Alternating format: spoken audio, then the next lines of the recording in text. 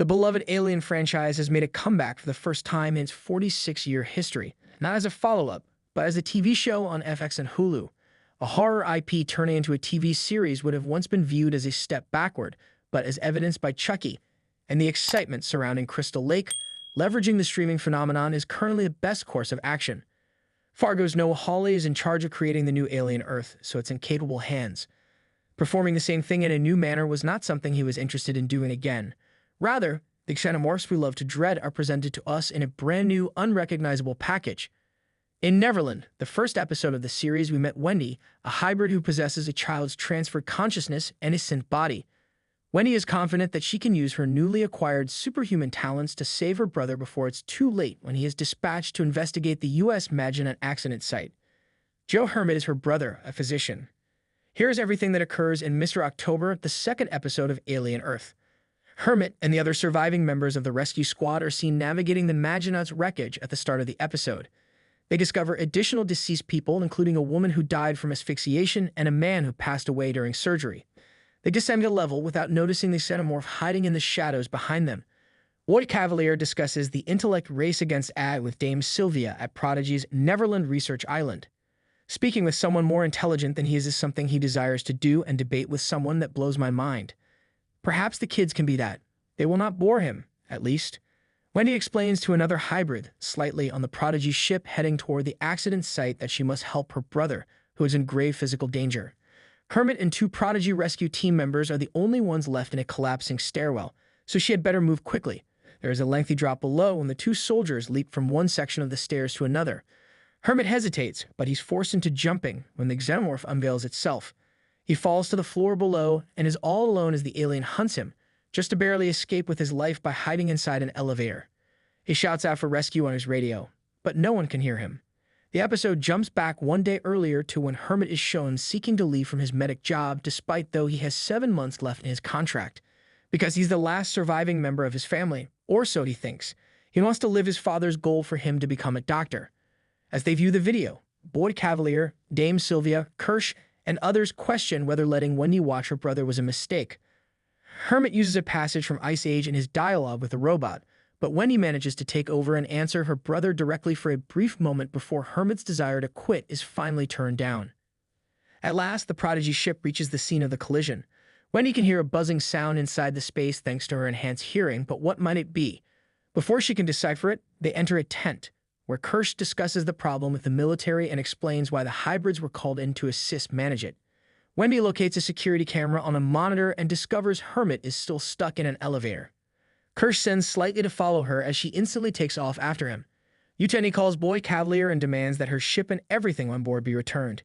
Cavalier rejects her plea for authorization to send her squad to retrieve it. When she persists, he informs her that since the Maginot landed in Prodigy territory, their approach would be viewed as hostile. Boyd Cavalier expresses his desire for the contents of that ship to Adam Ines, his aide. We are aware that he will come to regret that decision. In the end, all of the Lost Boys wind up on Maginot, but Wendy and Slightly arrive much earlier. Kirsch reminds his group, fears for animals and you are not animals, as they begin to exhibit dread. In a hallway, they spot an odd-looking non-terrestrial plant, but while they search for a tool to catch it, they also spot the 2 alien bugs that are draining the blood from the fallen troops. After that, they come upon another small, spooky creature that attacks them, but they manage to capture it. After reaching the stairway, Wendy and Slightly discover Hermit's bag and large claw marks on the wall. Hermit encounters another member of the rescue squad crew after exiting the elevator and moving over a deserted floor. While searching for survivors, they knock on a door and find a group of wealthy individuals wearing 1700s-era clothes. They don't know what's happening. When the xenomorph appears and murders the soldier before flying into the suite and expelling the visitors, that rapidly changes. As Hermit enters an apartment filled with body pieces, he finds himself suddenly alone once more. The xenomorph leaps at him, but Morrow gets there in time to fire it with a gun, stunning it into unconsciousness before it can attack.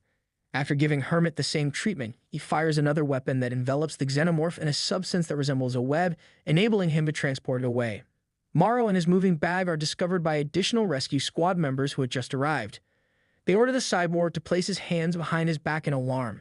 He informs them, "I'm the least of your problems," as the xenomorph slashes through them and flees to murder more people. When Herman awakens, he is dreaming of his family. He discovers a baseball hit by Mr. October, Reggie Jackson, during the 1977 World Series in a side room of the apartment and recalls watching the game with his father, a reference to Hawley himself in a previous life. He turns around after hearing someone and sees Wendy. This woman is a stranger to Hermit, even yet she obviously knows him. Wendy smiles as he mentions his father. It turns out that Wendy and Slightly are artificial. However, Kirsch is more worried about them reaching and securing important cargo than he is about them finding Hermit. Wendy entices Hermit to join them by promising that there will be victims for him to assist. As they leave, beaming Slyly informs Hermit that they are dying children whose consciousness has been transferred to artificial bodies. Wendy was a girl named Marcy, he adds. Hermit explains, that was my sister's name. His smiling slightly is too eager to say, she's your sister, since he is still a child and doesn't understand any different. Wendy acknowledges that she has been observing Hermit the entire time and addresses him by his given name, Joe. Even though it's too much for him to understand at first, he rapidly comes to trust her when she quotes their favorite movie, Ice Age. He continues to put Wendy to the test by telling her things that only Marcy would know. Each time she passes, his head finally lands on her shoulder and they give each other an embrace. Joe's younger sister is returning. Something races at them from a distance as the gang reaches the alien eggs. In order to create more of its kind, a xenomorph leaps out and captures Joe, not to kill him yet, but to keep for the face huggers. As she chases after Joe, Wendy instructs Slightly to hold onto the eggs. She recently regained her brother, and she has no intention of losing him.